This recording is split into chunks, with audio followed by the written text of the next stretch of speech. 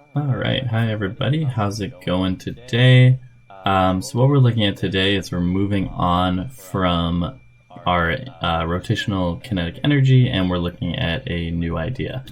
So what we want to look at today is figure out, hey, we have this thing, if you guys own a cat, go for it, have fun, something to do while we're kind of stuck at home. But we have this idea that cats always land on their feet. So we want to figure out, why does that happen? How does a cat know to make that happen? And like, what is a cat physically doing in order to make that happen? Like, are cats just like these physics geniuses? Who knows?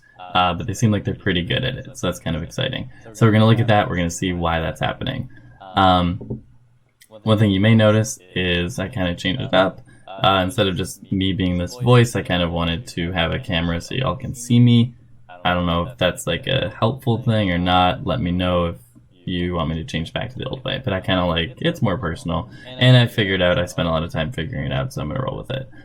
So what we're going to start off with today is I'm going to show you a couple videos, and this time I'm going to have you maybe fill out a Google form while you're watching these videos, so you're kind of getting more like, hey, I'm thinking about it, I'm not just watching, I'm kind of actually actively doing something and thinking. And then we'll try to build up this cat explanation in the next video. Then I'll post some practice problems, and maybe this time I'll actually do some solutions.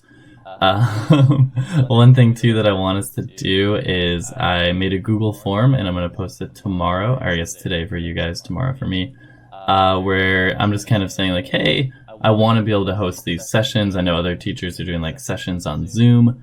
I want to see when works for you so I can do that, so you guys can ask me questions. You can log on and just be like, hey, I have some questions, can you help me out with this? So I want to kind of make it an hour, 2 times a week. When does this work for you? So I'll have you fill that out. And then yesterday I posted some kinetic energy practice. I'm glad you guys are doing it. That makes me really happy.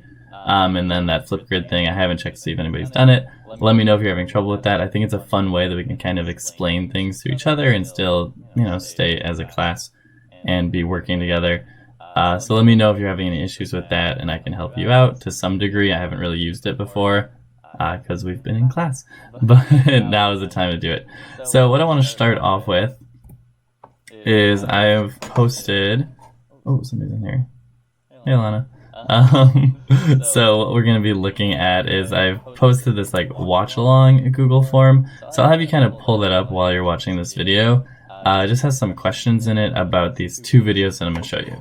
So the first video we're going to look at is this world record figure skating spin.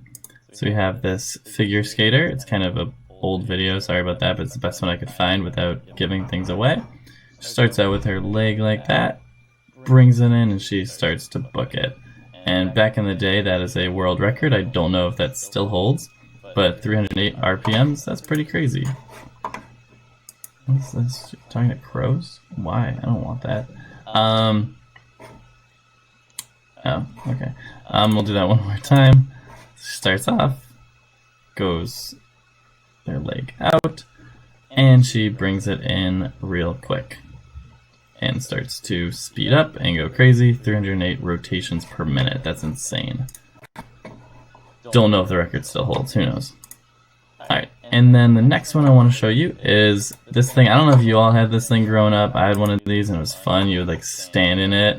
And I remember one time my brother, his leg broke, and then he got another one, and I was like, that's bogus. He broke it. That's not fair. But so it's like these spheres, and in this case, this man is going to spin the sphere, and then pull a little rope. Let's see. Come on, spin it. I believe in you. It's loading. Come on, you can do it. Oh, what? No win. You just talk about how it works. Okay. Thing. Yeah, he spins it. Spin it. No, come on. Yeah, get that spin.